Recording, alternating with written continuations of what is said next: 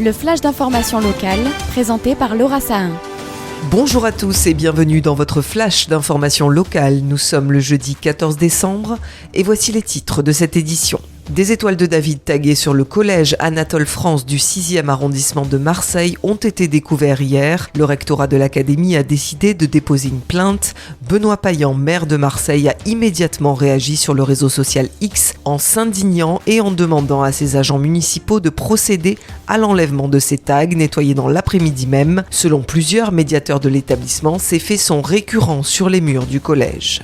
L'élève de 12 ans qui a tenté d'agresser avec un couteau une professeure d'anglais hier dans un collège de Rennes est originaire de Marseille. Un examen médical psychiatrique est en cours, a annoncé le procureur de la République. Elle aurait sorti un couteau de 17 cm en criant, je cite, « J'ai envie de tuer des élèves et la personne en face de moi, ça s'est passé à Arras et je vais faire pareil », fin de citation. Aucune victime n'est à déplorer.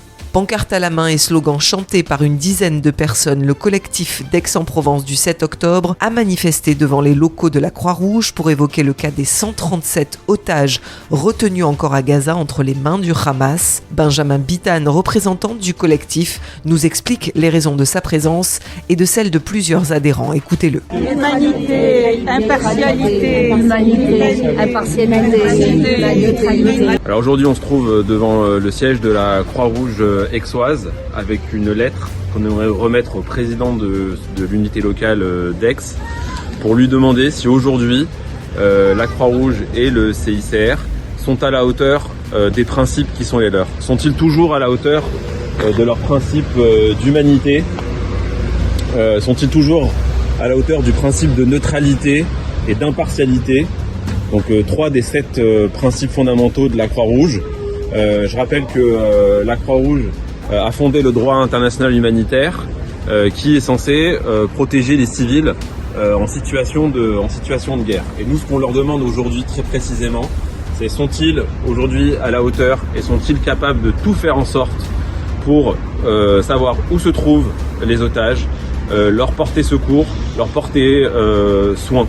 Voilà, c'est notre combat ici aujourd'hui.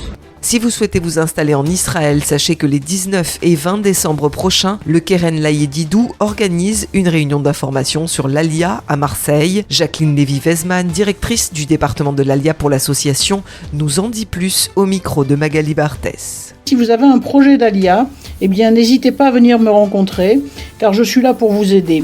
Le Keren Layedidou est une association qui s'occupe d'Alia. Avant l'Alia, pendant et après l'Alia, nous vous accompagnons tout au long de votre processus d'Alia et vous pourrez bénéficier d'aides supplémentaires aux aides gouvernementales. Le Keren Layedidou est là pour renforcer votre Alia et surtout votre intégration et essayer de répondre à toutes vos questions. N'hésitez pas, appelez-nous et nous prendrons un rendez-vous et nous nous verrons personnellement pour réussir votre Alia. C'est le grand soir pour l'Olympique de Marseille qui affronte Brighton en match extérieur de la Ligue Europa. Une victoire les projetterait directement en 8e de finale. La saison s'achèvera dimanche pour les hommes de Gattuso contre Clermont, puis mercredi prochain contre Montpellier avant la trêve de fin d'année.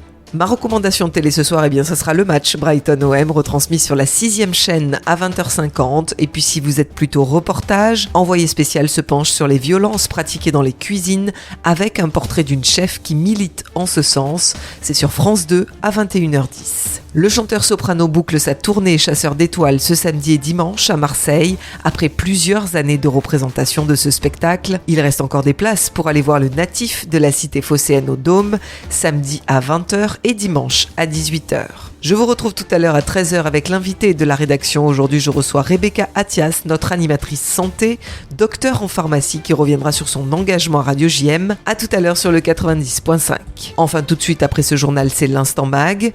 L'antijudaïsme, véhiculé pendant des siècles dans les esprits des chrétiens, est à la source de l'antisémitisme. En publiant l'ouvrage Déconstruire l'antijudaïsme chrétien, la Conférence des évêques de France a jugé essentiel de questionner ces préjugés à l'origine de tant de tragédie.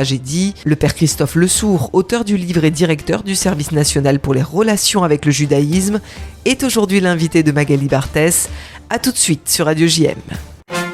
Vous venez d'écouter le flash d'information locale présenté par Laura Sahin.